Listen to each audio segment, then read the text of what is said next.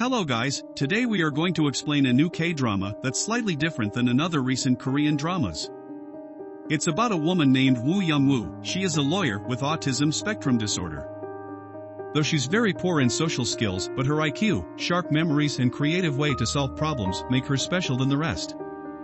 Yes, the drama we're talking about is Extraordinary Attorney Woo, starring Park Eun-bin and Kang Tae-oh in the lead roles. First 2 episodes have already been released. You can watch them on Netflix. New episodes air every Wednesday and Thursday. In this video, we are gonna explain episode 1. Watch till the end.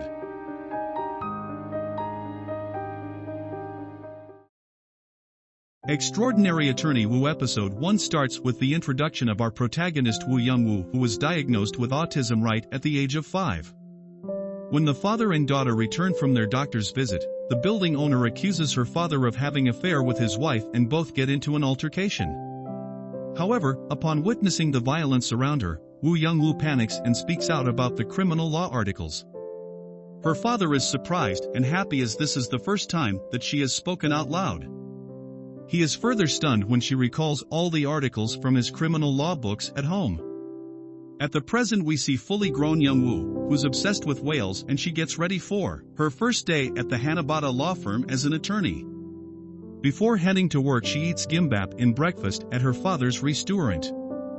She's also given instructions by her father, including not speaking about whales in the office.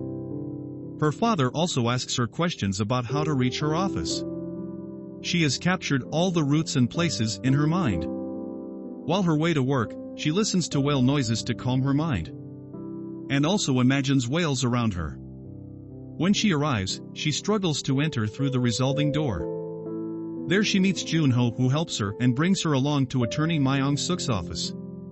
Young-woo meets Ma Young-suk, along with his associates too. After brief introductions, Ma Young-suk takes Young-woo's application to CEO Han, where he's surprised by her accepting Young-woo despite her being autistic. She says she can't let go of talent and thus hired Woo Young-woo.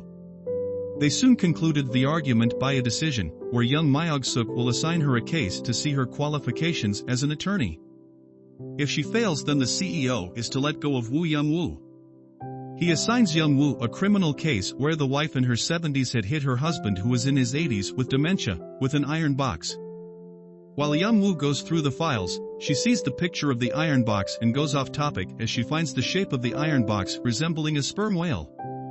She soon starts to go on about facts about a sperm whale, but soon Ma Young-suk stops her and tells her to focus on the case. Then we see what transpired between the old lady and her husband. Their argument led to her striking him with an iron, and as a result, she's charged with attempted murder given it has taken him 12 weeks to recover. So what should Young-woo be doing? Well, that falls to getting Yang Ran probation on her charges. The old lady heads in and is introduced to Attorney Woo, but she's quite taken aback by the fact she has autism spectrum disorder. Young-woo begins asking about their living arrangement. Now, it seems Yang Ran's husband was actually a section chief, but he's now retired. They've been living off their pension and the house is actually in her husband's name. Young-woo tells her that she was once a tenant in the building her husband owns, and soon the woman realizes who she is. Delighted, the woman tries to talk about her and hug her. After the discussion, Young-woo goes to Ma Young-suk with her conclusion on this case. She informs him that this is not a criminal case but a civil case because the woman wouldn't want to kill her husband as he was the source of income in the household. The pension and the rent from the houses would not be given to her if she were to murder him. Ma Young-suk is shocked and starts to see Young-woo in a different light, and she caught on to something that many missed. He is impressed by her work and apologizes for misunderstanding her, followed by asking her to go to the hospital for a visit. On the other hand, Jun-ho is asked by his colleague to go for a hospital visit with a new attorney. In front of the revolving doors where Jun-ho once again sees Woo Young-woo standing, he asks her if she wants help, but she refuses that she is waiting for someone. However, the two are unaware that they were waiting for each other until Jun-ho gives her a call and they introduce themselves to each other. Jun-ho shows her a technique to use the revolving door and the two soon make their way to the hospital. At the hospital, the two first visit the doctor, who tells them that Hya-sik has suffered a cerebral hematoma, which is because of the iron box his wife used to hit him. However, there is no damage to the skull.